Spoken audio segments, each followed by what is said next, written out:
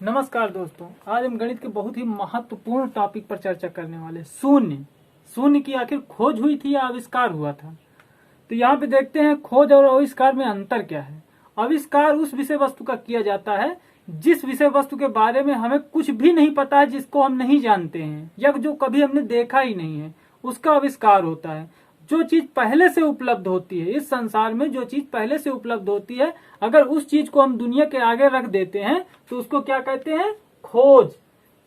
तो इस प्रकार हम चर्चा करेंगे। आविष्कार के ऊपर नहीं चर्चा कर सकते क्योंकि जो शून्य था, शून्य का आविष्कार कब हुआ इसका हमें पता ही नहीं है, लेकिन शून्य की खोज कब हुई इसके बारे में हम आज चर्चा करेंगे। जो शून्य की खोज हुई है उसके 3 तथ्य प्राचीन काल में हमारे सामने आए हैं। जो प्राचीन काल के 3 तथ्य हैं उन पर आज चर्चा करते हैं कि किसके आधार पर हम ये कह सकते हैं कि इसके द्वारा शून्य का खोज का प्रमाण हमें मिल रहा है।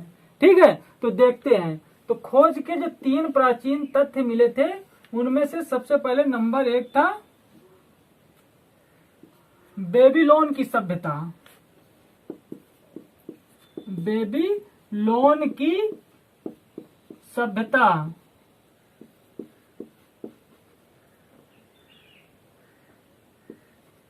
बेबीलोन की सभ्यता। अब इसके ये जो बेबीलोन की सभ्यता थी ये आज से लगभग 2000 ईसा पूर्व की थी। ये 2000 ईसा पूर्व की सभ्यता है। 2000 ईसा पूर्व की। ठीक है, तो इस सभ्यता के अंतर्गत हमें शून्य का कोई प्रमाण नहीं मिला था, लेकिन एक काउंटिंग नंबर जो थे, काउंटिंग नंबर की खोज हो चुकी थी। तो काउंटिंग नंबर किस प्रकार लिखे जाते हैं थे इस सभ्यता में? जैसे 1 था, 1 को नॉर्मली जो हमारा जिसे रोमन नहीं अंक होते उसी रोमन अंक की तरह ही इसे दर्शाया करते थे, लेकिन रोमन अंक में आई से दर्शाते हैं 1 को, लेकिन बेबीलोन की जो सभ्यता थी उसमें 1 को थोड़ा त्रिभुज के आकार में दर्शाया करते थे। इस प्रकार से 1 होता था। इस तरह 2 को दर्शाने के लिए 2 त्रिभुज का इस्तेमाल किया जाता था। इसी प्रकार से, और 10 का जो दर्शाने का प्रतीक था वो थोड़ा एरो के तरह ऐसे हुआ करता था। इसी प्रकार जो 100 था, 100 को दर्शाने के लिए ये हुआ करते थे। ये 50 का हो गया चिन्ह और दूसरा ये 50 का हो गया और ये लगा दिया। ये 100 को दर्शाने का चिन्ह होता था। लेकिन इस सभ्यता के अंतर्गत शून्य को दर्शाने का जो प्रतीक था वो नहीं था। इसलिए हम दूसरी सभ्यता की ओर चर्चा करते हैं जो प्राचीन काल की थी, माया सभ्यता।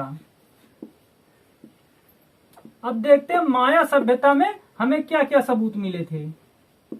माया सभ्यता। माया सभ्यता में हमको जो इसका प्रमाण मिलता है वो 1500 ईसा पूर्व का है। 1500 ईसा पूर्व की यह सभ्यता है। 1500 ईसा पूर्व इसका ये माया सभ्यता मौजूद थी। इस सभ्यता में हमें जो नंबर है, नंबर तो सारे मिल जाते हैं, इनके प्रतीक हुआ करते थे, लेकिन इस सभ्यता के अंतर्गत शून्य के लिए एक स्थान दिया गया था। शून्य को एक प्रतीक दिया गया था। वो प्रतीक कौन सा था? आज के शून्य जैसा नहीं था, लेकिन था एक ही प्रतीक। वो इस प्रकार का एक प्रतीक था।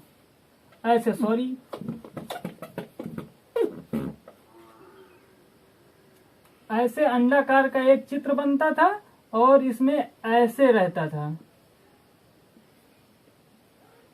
ये माया सभ्यता का शून्य था। इसको शून्य से दर्शाते थे, जो कि आज के शून्य से बिल्कुल अलग है। इसलिए हम दूसरी सभ्यता की ओर देखते हैं जो हमारे भारत में पाई गई थी सभ्यता। आज के पाकिस्तान में, पूर्व के भारत में एक बक्साली नाम के गांव में खनन के द्वारा कुछ हमें दस्तावेज मिले थे। लगभग 70 पेज का एक टुकड़ा था जो कि बक्साली गांव में पाया गया था। कहां पे? बक्साली गांव में। बक्साली गांव में पाया गया था। बक्साली पांडुलिपि के नाम से प्रचलित है। बक्साली पांडुलिपि के नाम से प्रचलित है। तो देखते हैं बक्साली पांडुलिपि में जो हमें भोजपत्र के टुकड़े मिले थे वो कब से कब तक के दर्शाए जा रहे हैं। वो 224 ईस्वी से लेकर 995 ईस्वी के बीच के हैं। तो इतना समय अंतराल होने का कारण ये माना जाता है विद्वानों द्वारा कि ये इसकी जो रचना हुई थी उसमें से कुछ पेज उसके खराब होते गए, जैसे जैसे खराब होते गए तो उनकी रचना करके नए पेज उनमें जोड़ जोड़ के इतने लंबा समय अंतराल बना दिया गया। लेकिन इस समय अंतराल के अंतर्गत जो हमें सबूत मिला है उस सबूत में आज के शून्य से मिलता जुलता ही काफी हद तक इस प्रकार का हमें चित्र मिला था। ठीक, तो इस प्रकार के चित्र के अनुसार हम कह सकते हैं कि नहीं, हाँ यही वर्तमान का शून्य था। तो देखते हैं कि इसकी खोज कब और किसने की थी। तो इसका कोई पुख्ता सबूत नहीं है कि किसने की थी, लेकिन ये जो समय माना जाता है ये समय गुप्त काल के अंतर्गत आता है, गुप्त काल के अंतर्गत आता है। गुप्त काल में एक बहुत ही महान गणितज्ञ हुए थे जिनका नाम था आचार्य आर्यभट्ट। आचार्य आर्यभट्ट, आचार्य आर्यभट्ट।